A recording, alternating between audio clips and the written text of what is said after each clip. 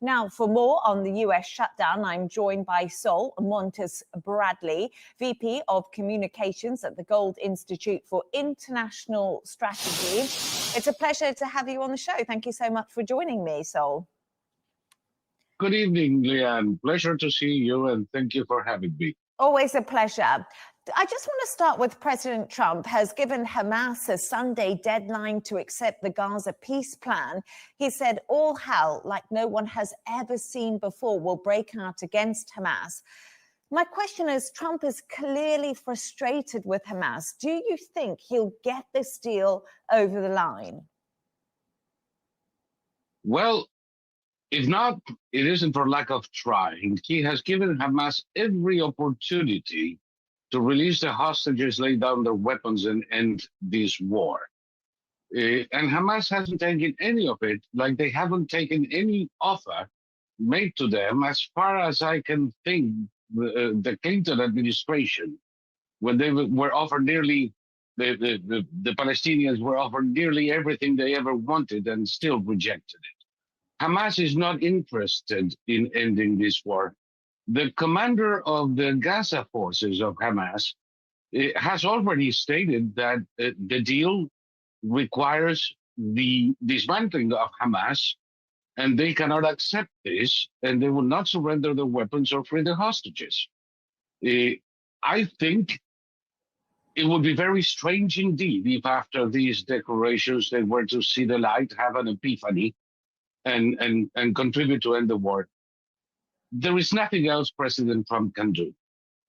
And if they do not lay down their arms and release the hostages, we're going to see for about a week, literally a hunting of the last remains of this terrorist organization.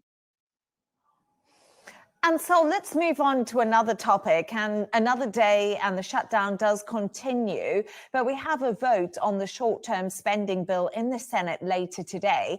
Are the Democrats going to cave, or is this fight just going to go on? Not yet. I don't think the Democrats are going to cave in yet. You have to remember that the shutdown is not an economic, it's a political.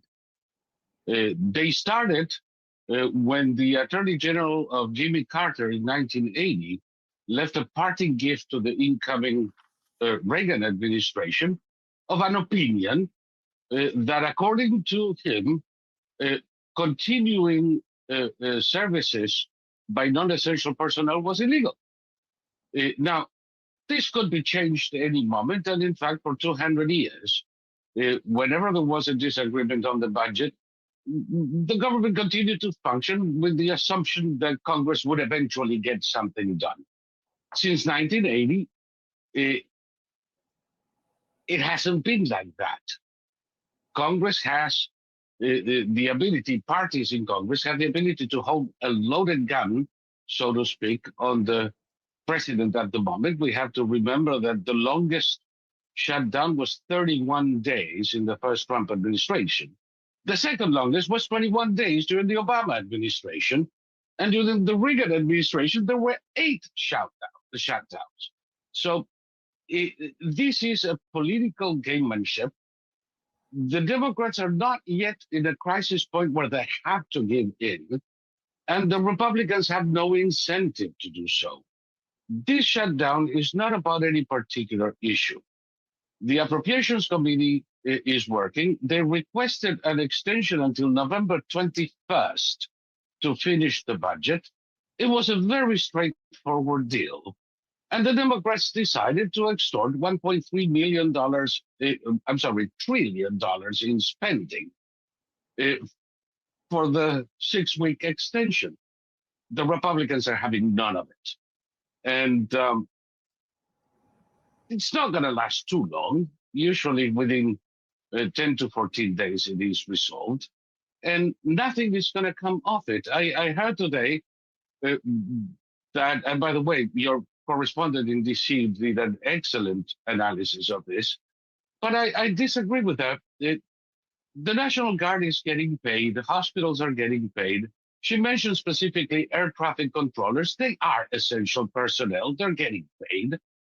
So about 700,000 federal employees are getting a 1 month, a 2-week to 1 month deferment on their salaries.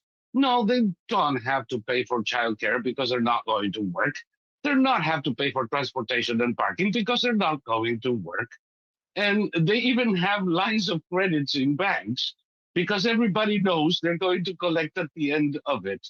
So it's not a big crisis, although for the first time since I've been observing this since 1980, President Trump seems to be amenable to the idea that some of the furloughs will be permanent.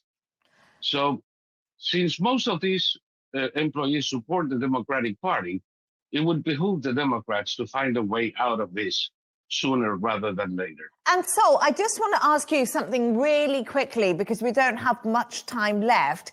But I want to ask you a little bit about President Donald Trump because he's posting AI videos online and they're causing an absolute stir. I can see you smiling them because when you watch them, he does mock the Democrats, and he did post one last night that actually showed Russell Voigt, who we know as the budget director, as the Grim Reaper.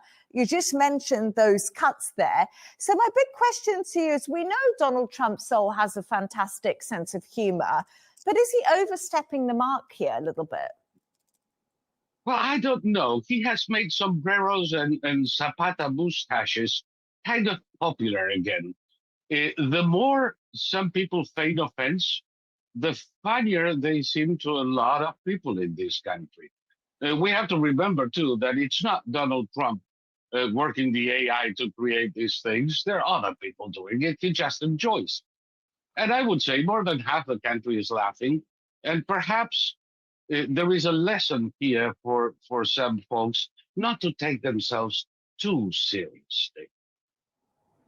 Saul Montes-Bradley, always good to have you on the show. Thank you so much for joining us.